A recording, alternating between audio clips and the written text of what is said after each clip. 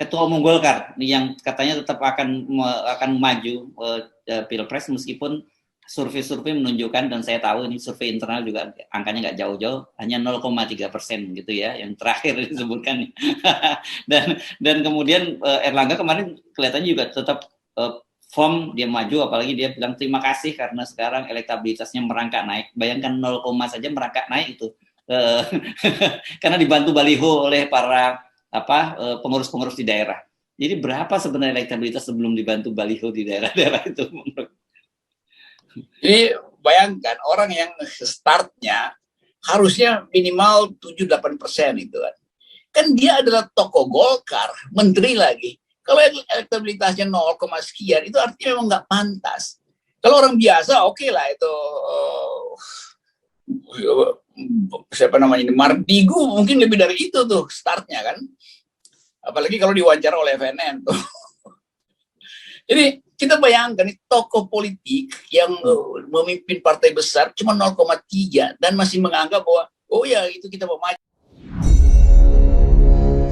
Mak dek jantung ini ketika Om Rocky ngomong tadi. Dia itu punya lidah api. Kalau ucapannya sudah terlontar, ntar nyalon beneran dan jadi itu si Mardigu. Bagaimana Om Rocky? Lah kan repot para all mind. Menurut pendapat saya pribadi nih ya, seperti nanti di tahun 2024, perpolitikan itu bukan masalah calon atau individunya siapa lagi deh. Yang lebih penting adalah konsep bernegaranya dan siapa saja tim di belakangnya yang mendukung dirinya. Kita mencontoh negara demokrasi Amerika. Jangan mencontoh Putin Rusia yang terus ubah undang-undang negaranya hingga saat ini Putin sudah 25 tahun menjabat, lalu dibuat hingga tahun 2036 Putin menjabatnya. Atau Xi Jinping yang awalnya di tahun 2013 adalah orang terpilih Politbiro, lalu di tahun 2017 dia mendapatkan mandat Presiden Tiongkok seumur hidup. Semuanya bukan berdasarkan demokrasi, namun autokrasi, dan tidak terjadi di Indonesia. Karena pemimpin yang sederhana, baik, dan merayat tersebut tidak gila jabatan, tidak ingin 3 kali, tidak ingin menambah 1 periode lagi. Tidak mungkin. Nggak mungkin pemimpin sekarang akan kemaruk jabatan, mabok pujian. Bukan, itu bukan dia. Jadi kita mencoba mencontoh Amerika yang punya 2 aliran besar dalam bernegaranya. Kalau Partai Demokrat, cara kelolaan negaranya adalah heavy on government atau pemerintahnya agak ke kiri, ke sosialis. Kalau Partai Republik atau Republikan, negara hanya regulator atau dikenal dengan heavy on private. Pemerintahnya ke arah kanan, para kaum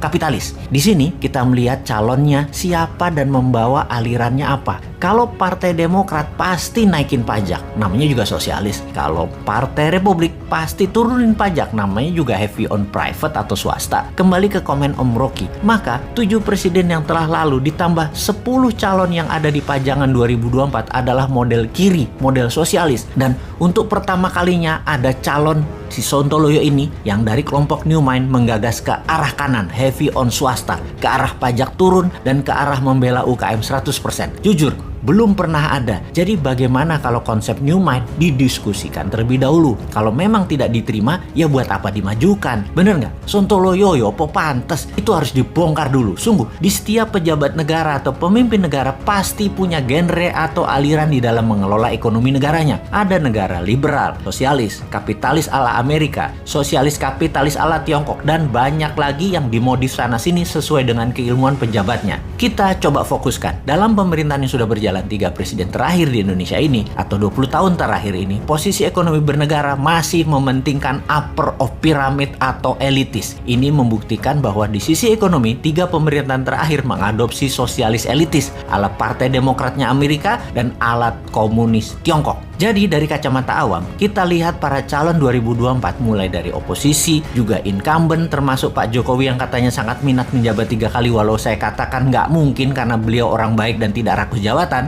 Juga para gubernur yang akan menari di tahun 2024, para tokoh politik kental sekali dengan 3 genre terakhir politik selama 20 tahun terakhir alias sosialis elitis. Sosialis elitis adalah pro BUMN dan pro elitis membela oligarki. Di antara semuanya tidak ada yang seperti New Mind yang pro kapitalis bawah, kanan bawah, mendukung UKM, juga pro kiri bawah, sosialis bawah, para buruh, nelayan, petani. New Mind punya new economic model yaitu bottom of pyramid atau ekonomi akar rumput. New Mind fokus di bottom of pyramid, anti elitis, anti BUMN, anti kapitalis elitis, anti oligarki. New Mind merangkul sosialis bawah dan sosialis akar rumput.